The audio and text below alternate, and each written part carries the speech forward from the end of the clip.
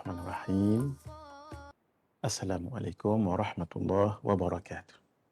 Alhamdulillah kita bertemu kembali. Alhamdulillah kita telah selesai dalam dua bab yang besar, ya, dalam bab bersuci dan dalam bab solat. Alhamdulillahirabbil alamin. Mari kita lihat dalam bab jenazah, janazah ataupun jinazah. Dua-dua boleh dibaca dalam bahasa Arab. Tanda-tanda orang yang hampir meninggal dunia. Kalau jenazah orang tu dah meninggal dunia, tanda-tandanya tu. Ini sebagai satu ilmu untuk kita lihat. Kalau lihat ada tanda-tanda ini, bermakna si fulan, si fulanah dah nak meninggal dunia dah tu. Bolehlah kita buat persiapan dengan baca Yasin, ya, dengan persiapkan apa yang perlu untuk pengurusan jenazah. Tapak kakinya lurus. Biasanya gini kan, dia lurus tapak kaki. Hidung tunduk. Biasa hidung naik, dia macam jatuh sedikit. Sendi pergelangan tangan renggang. Kita pegang pun macam tak kuat dah. Pipi lekuk. Kita. Dia orang gemuk juga tapi boleh nampak kita. Itu tanda-tandanya, ya. Sebahagian yang lain mengikut pengalaman masing-masing. Kalau ada tanda-tanda ini, baringkanlah dia pada rusuknya yang kanan. Biasanya kita tak buat begitu. Takut menyusahkan dia. Jika tidak boleh, pada rusuknya yang kiri. Jika tidak boleh, baringkan dia dengan muka dan bahagian bawah telapak kakinya menghadap ke kiblat. Itulah yang biasa kita buat. Sepanjang pengalaman saya lah. Kalau jarang, tak pernah lah saya tengok baring sebelah kanan, kiri, ya. Jarang. Kalau baring sebelah kanan tu maksudnya kanan menghadap kiblat seperti kedudukan dalam kubur, gitu. Tapi selalunya kita di Malaysia ni, setakat yang saya tahulah, macam tadi, iaitu kita letakkan bantal, kemudian dadanya dan tapak kakinya ni, maksudnya kakinya menghadap kiblat. Gitu. Kemudian tinggikan kepalanya sedikit dengan sesuatu, bantal boleh. Talqinkan kepadanya dengan perlahan dan tenang kalimah tauhid. La ilaha illallah. Kita tak perlu sebut Muhammadur Rasulullah. Ya, ini sudah memadai. Kerana ketika itu dia sangat-sangat memerlukan pertolongan. Ya, walaupun pendek je, waktu kita hidup begini, la ilaha illallah 1000 kali kita boleh sebut, 10,000 kali boleh sebut, tapi ketika sakaratul maut belum tentu. Itu yang kita minta pada Allah, Allah bantu kita, ya. Sebab tu doa, Allahumma fi sakaratil maut wan najata minan nari wal afwa inal hisab. Apa dia doa dia sakaratul maut tu? Allahumma inna fi sakaratil maut tu. Allah tak ingat saya sekarang. Siapa yang ingat boleh ingatkan saya? Fi sakaratil maut wan najata minan nari wal afwa inal hisab. Kalau siapa yang ingat boleh ingatkan saya semula nanti, ya. Baik. Jangan tergesa-gesa menyebutnya. Sebut dengan perlahan. La ilaha illallah. Gitu. Tak payah sebut mak, tak payah. Sebut saja, pegang, dia tahu. Mak kita ataupun siapa yang nak meninggal, dia tahu. Kita nak tolong dia. La ilaha illallah. Gitu. Tak payah sebut dengan tenang. Sebut dengan tenang, saudara, tak payah. Itu je. Biar tu yang terluncur di lidah kita. Seorang je sebut, jangan ramai-ramai. Jangan tergesa-gesa menyebutnya. Jangan memaksa dia untuk mengucapkannya. Umpamanya, ucapkanlah. Sebutlah, jangan. Takut dia marah pula nanti. Paling afdal, talqin itu dilakukan oleh selain daripada ahli warisnya. Paling afdal. Ustaz, orang yang dihormati. Sebab kalau ahli warisnya, takut nanti dia ada musuh dengan ahli warisnya. Ataupun ahli warisnya nanti akan klaim, tengok, saya yang talqinkan dia. Saya yang patut dapat duit lebih dalam bab faraid, contoh saja, ya. Mudah-mudahan tidak begitulah. Jadi jangan bagi ahli keluarga dia. Kecuali memang orang tu sayang dengan ahli warisnya itu. Contoh emak tu memang kasih sangat dengan anak dia yang soleh ini. Anak dia yang talqinkan. Boleh, tak mengapa. Ya, tapi takut anak ni sebenarnya tak suka dengan ibu ni, tak suka dengan anak ni. Lepas tu anak ni pula mengajar. Jadi dia macam tak syok. Dia macam kerah hati, tak mau nak sebut. Lebih kurang kita.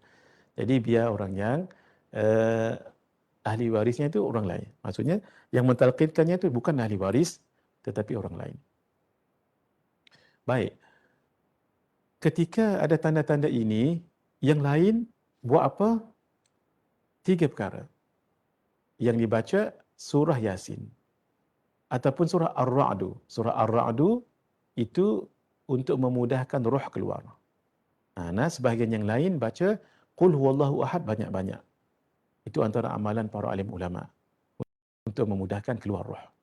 Qul huwallahu baca banyak-banyak. Baca banyak-banyak untuk menolong dia ketika sakaratul maut. Janganlah dipasang lagi lagu-lagu. Kalau nak pasang pun Al-Quran. Ya, lagu Al-Quran apa ni? Bacaan Al-Quran. Kalau tidak ada orang yang baca, kalau dah ada orang baca, tak payah lagi pasang Al-Quran. Ya, kita baca live tu lagi bagus. Jadi bila pergi ke rumah orang yang sakaratul maut, kita janganlah sibuk bercakap, sibuk bersembang, jangan ya. Baca apa yang patut. Paling kurang tadi, Qul huwallahu ahad, niatkan untuk dia. Bersabar dahulu bercakap ketika itu ya. Doa yang dibaca ketika dia dah meninggal, pejamkan matanya, Bismillahi wa ala millati Rasulillah sallallahu alaihi wasallam. Dengan menyebut nama Allah dan di atas agama Rasulullah sallallahu alaihi wasallam. Takziah kepada keluarga. Caranya sunat bertakziah kepada ahli keluarga mayat, sama ada ahli keluarga mayat tersebut kecil atau besar, lelaki atau perempuan, kecuali perempuan yang muda jangan. Hanya mahram sahaja yang boleh bertakziah padanya sebab dia muda. Takut nanti orang ni datang nak bertakziah, ada udang di sebalik sebalik mi. Itu ya. Sebab dia muda. Gitu. Bertakziah begini, takziah ya bukan begitu. Takziah ni sabar, mudah-mudahan Allah memberi ganjaran besar pada kamu, memberi kebaikan lebih pada kamu. A'zamakallahu ajrak. Mudah-mudahan Allah membesarkan pahala kamu gitu. Sunat bertakziah sebelum mayat dikuburkan, sebelum. Dan selepas dikuburkan sehinggalah 3 hari selepas kematiannya. Tu. Kerana waktu itu keluarga mayat masih terasa sedih kerana berpisah dengan orang yang tersayang. Bertakziah pada hari keempat dan seterusnya, hukumnya makruh. Jaga tu. Kerana ia akan mengingatkan kembali kesedihan berpisah dengan si mati dulu. Kita nak biarlah dia tenang, jangan sedih sangat. Seperti hari-hari pertama, dua, tiga tu. Ketika bertakziah, baca ini, A'zamallahu ajrakum. Semoga Allah membesarkan pahala kamu. Kalau tak pandai bahasa Arab, guna bahasa Melayu. Sabarna. Mudah-mudahan Allah bagi ganjaran pada kamu. Kesabaran kamu. Tak apalah. Atau a'zamallahu ajrakum wa ahsana azza'akum wa ghafara limayyitikum wa jabara musibatakum. Semoga Allah membesarkan pahala kamu, membanyakkan kesabaran kamu, dan apa yang telah pergi, ya, mengampunkan ahli keluarga kamu yang telah meninggal dunia dan menghilangkan bahaya dan musibah yang menimpa kamu.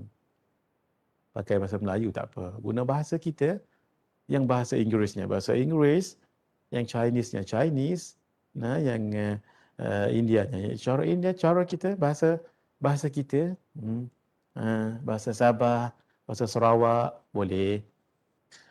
Faslun alladhi yalzamu lil mayyiti arba'u khisalin, yang menjadi kewajipan ke atas orang hidup kepada mayat ada 4 perkara. Ghuslahu, memandikannya. Wa takfinuhu, ghusluhu, memandikannya.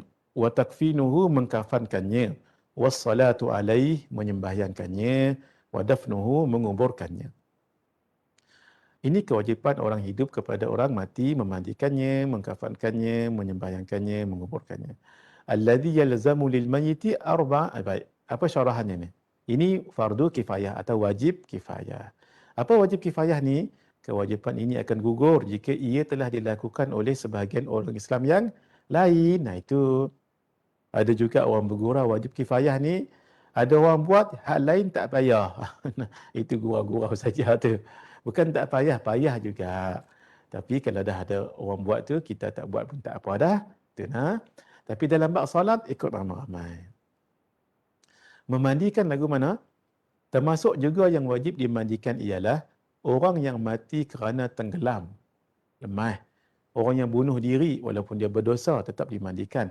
Bayi yang meninggal tidak cukup bulan yang lahir dalam keadaan masih hidup. Tak cukup bulan tu 9 bulan 10 hari lah, tak cukup. Dia meninggal dan tak cukup bulan. Tapi masih hidup. Keluar tu masih hidup, dimandikan. Orang yang mati syahid haram dimandikan dan disembahyangkan, tetapi wajib dikafan dan dikuburkan. Mati syahid di sini, mati syahid berperang di jalan Allah. Adapun yang meninggal kerana taun, kerana kolera, kerana Ebola, kerana COVID ni, mereka syahid juga ya. Tapi syahid akhirat. Maksud dapatlah pahala syahid insya-Allah. Tapi dimandikan ya, wajib dimandikan. Tak boleh dimandikan, ditayamumkan, ya wajib. Mayat orang kafir boleh dimandikan, boleh, tetapi haram disembahyangkan. Orang kafir mu'ahad, kafir yang ada perjanjian, persahabatan dengan negara Islam. Atau kafir mu'amman, kafir yang diberi perlindungan.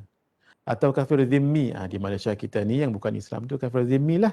Kafir yang membayar ufti kepada kerajaan, wajib dikafan dan dikuburkan. Kalau kita yang uruskan, kalau keluarganya, terserah pada keluarganya lah. Bagi seorang jenazah tua, sudah dimandikan. Tetapi dia belum berkhatan. Jika kulit yang menutupi bahagian atas kemaluannya tu, kepalanya tu bukan keseluruhannya, boleh dibuka. Kalau boleh buka, tak menyakitkan, tak keluar darah apa semua, maka hendaklah dibuka. Jika tidak dapat, mayat itu hendaklah ditayamumkan. Jika tidak boleh dikhitan, tidak boleh dikhatan ketika itu untuk menjaga kehormatan mayat. Dah meninggal dah, serah pada Allah saja ya. Baik. Dibolehkan untuk melakukan suntikan formalin kepada mayat manusia supaya tahan lama. Hanya jika ada hajat. Jika ada darurat, melakukannya seperti untuk siasatan atau pembelajaran kedoktoran. Jika mayat itu sudah tidak mungkin untuk dimandikan kerana hancur terbakar, maka dia hendaklah ditayamumkan. Nanti ada gambar mentayamumkan mayat, kita tunjukkan. Mayat yang mati tertimbus atau tertimbun di dalam runtuhan bangunan dan tidak dapat dikeluarkan, tidak boleh disembahyangkan kerana mayat tersebut belum dimandikan. Macam yang berlaku di mana tu, di Amerika baru ni, katanya dalam 150 orang meninggal. Saya tak pasti ya, dah diselamatkan ke, dah dijumpa mayat ke belum. Macam di Palu tu ya, di Palu tu. Tanah runtuh di Palu tu. Yang meninggal, yang tak sempat diselamatkan, tak boleh disolatkan lah. Sebab tak ada mayatnya tu. Tak dijumpa pun mayatnya itu. Kalau jumpa pun belum tentu dimandikan ataupun tidak. Serah pada Allah saja ya. Berdoa tetap berdoa kita. Suami dibolehkan untuk memandikan mayat isteri setelah tidak ada perempuan lain yang mempunyai hubungan kerabat. Kerabat ini berasal dari perkataan Arab, qarabatun, qarib. Qarib itu dekat. Jadi orang yang dekat-dekat dengan mayat, terutama sekali yang memiliki hubungan mahram, adik ke, kakak ke, tidak ada perempuan lain. Bolehlah suami, tapi kalau ada lagi, insya-Allah ada ya, insya-Allah ada. Ada insya-Allah. Setiap tempat tu adalah orang yang pandai memandikan mayat. Sehingga tak perlulah orang lelaki, suami nak memandikan mayat isteri, takut sedih lagi dan sebagainya. Baik. Bagaimana menyembahyangkannya? Wajib menyembahyangkan anggota badan mayat seorang Muslim selain syahidnya, selain syahid anggotanya tu, anggota tu terpisah daripada badannya, umpamanya dalam kejadian letupan atau dimakan buaya dan sebagainya. Ada tangan je, badan habis dimakan, contoh. Sembahyanglah tangan tadi tu, ketika berniat hendaklah meniatkan seluruh badannya. Apa dia? Contoh niat, usalli ala jumlatin min faslin minhu hadzal juz'i lillahi ta'ala. Sahaja aku berniat menyembahyangkan keseluruhan badannya daripada bahagian badan ini, daripada tangan ini kerana Allah Ta'ala. Itu je lah yang mampu kita. Kalau satu jarilah kita solat juga jenazah. Mayat lelaki afdal diletakkan di sebelah kiri imam, kepalanya maksudnya, manakala mayat perempuan diletakkan di sebelah kanan imam, kepala mayat tu. Jika imam solat jenazah, jika imam sembahyang jenazah bertakbir lebih daripada 4 kali, ini kena baca dengan koma betul tu. Nanti jika imam sembahyang jenazah bertakbir pula dah. Nah, kena jaga-jaga ya. Jika imam sembahyang jenazah bertakbir, dia tu yang bertakbir lebih daripada 4 kali, kalau silap baca bahaya. Jika imam sembahyang jenazah bertakbir lebih daripada 4 kali, lari tuan imam. Jaga-jaga. Allah, maaf nak teringat cerita Piramli.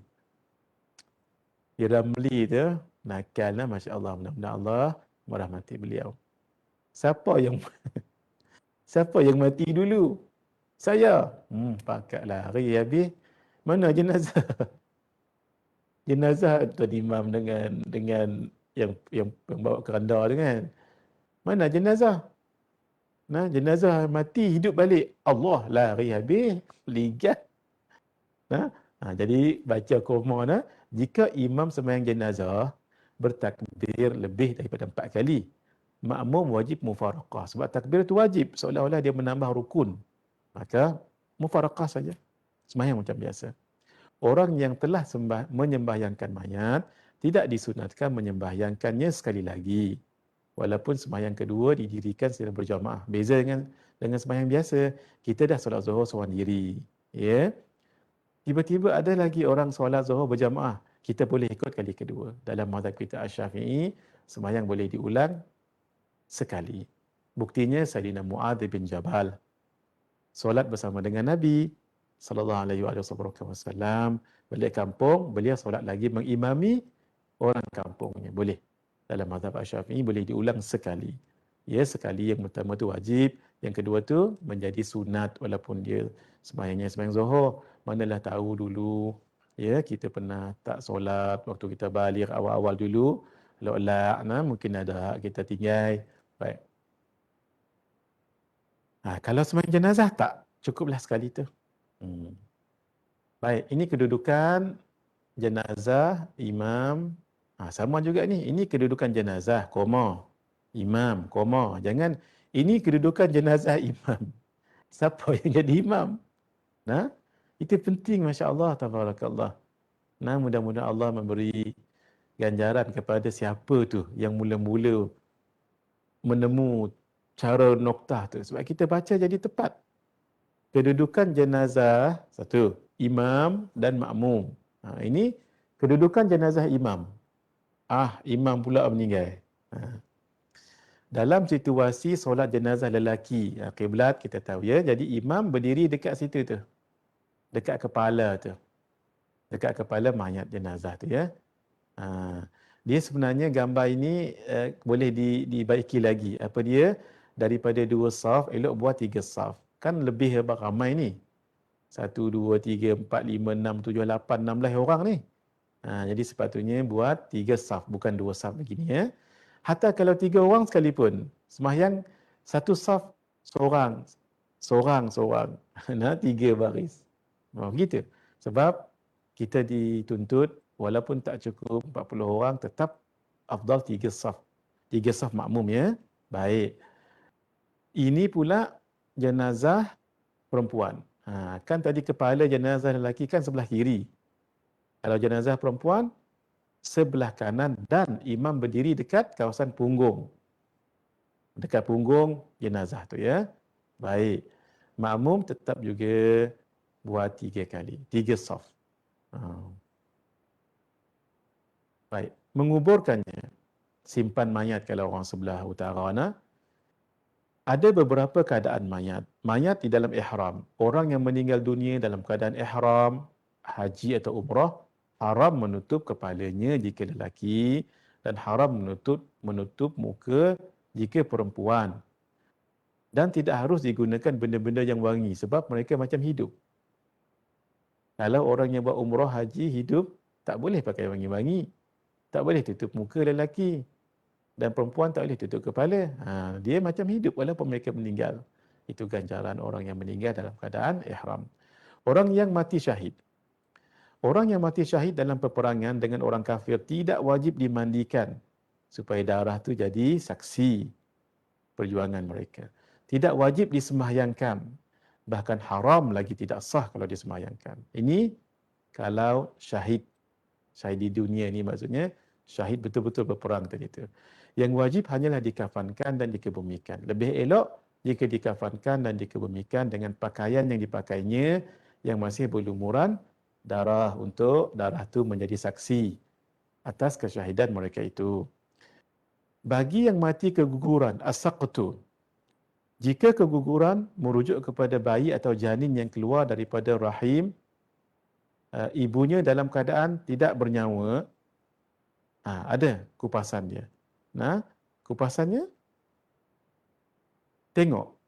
Jika bayi janin tadi, dia kegugurannya, ada 3 sifat ini. Satu, belum cukup bulan. Maksud, belum sampai 6 bulan 2 lahzah, 2 detik. 2 detik. Ya? Belum cukup bulan. Tak berumur 6 bulan lagi satu. Tidak ada tanda hidup. Sama ada berteriak ke, bergerak atau bernafas. Belum zahir kejadiannya. Tak, maksudnya seperti tangan tak nampak pun. Kepala dan lain-lain. Apa yang dilakukan padanya? Jumhur ulama Syafi'iyah mengatakan sunat dibungkus, dikebumikan. Seperti tidak ada apa-apa mayat tu ya. Mengikut Imam Zainuddin Al-Malibari dalam kitabnya Fathul Mu'in, tidak wajib disembahyangkan, tetapi wajib dikafan dan dikebumikan. Kalau pendapat jumhur, tak, bungkus je lah. Tak payah kafan. Kalau kafan kan ada caranya. Bungkus saja ke bumi. Yang pasti tak disolatkan, tak dimandikan. Satu. Jika bayi itu keluar setelah 6 bulan. Tadi sebelum 6 bulan, tak ada tanda hidup, tak ada tanda hidup dan tak ada macam zahir kejadiannya. Ini setelah 6 bulan. Dalam keadaan hidup walaupun sekejap, kemudian meninggal, diuruskan seperti mayat dewasa. Mandi macam biasa. 4 tu. Mandi, kafan, solat dan tanam. Jika bayi janin keluar dalam keadaan tidak bernyawa, dia tak bernyawa. Tetapi telah zahir kejadiannya dan nampak bentuknya seperti manusia, iaitu sudah berusia lebih daripada 4 bulan. 4 bulan lebih. Orang ini wajib dimandikan, dikafankan, tanpa dikebumikan. Mohon maaf. Wajib dimandi, dikafankan dan dikebumikan tanpa disembahyangkan. Boleh ya? Ini penting untuk kita tahu ni. Meninggal mayat tu tengok. Kita tanya dululah. Investigate dulu ni bila lahir ni? 4 bulan lebih dah ni. Oh gitu. Nampak macam ada tanda-tanda. Boleh. Dimandikan, dikafankan, tapi dikebumikannya tak disembahyangkan. Ya. Cara memandikan jenazah. Cara paling ringkas dan paling sempurna memandikan jenazah. Macam mana? Ada 2 beza. Faslun aqallul ghusli ta'mimu badanihi bil ma'. Cara paling ringkas, paling mudah dalam memandikan jenazah itu dengan meratakan seluruh badannya dengan air. Wa akmaluhu, cara paling sempurna, ay yaghsila saw'atayhi. Hendaklah membersihkan kubul dan dubur mayat. Wa an yuzilal qadhara min anfih. Membuang kotoran yang ada di hidung dia. Wa an yuwaddi'ahu, buang kotoran tu dengan cotton bud ya.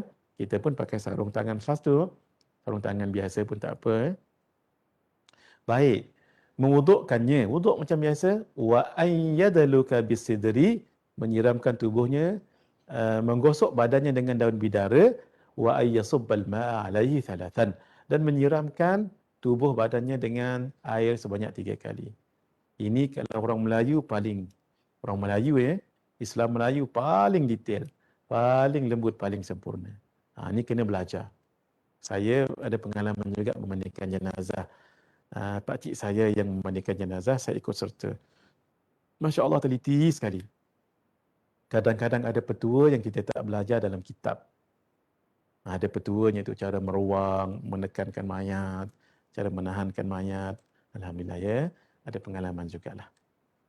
Sedikit, paling kurang apa yang kita belajar ni kita nampak bagaimana yang dikatakan memandikan itu. Baik. Secara ringkas, ini panduan memandikan jenazah. Ya, ini peralatan dia.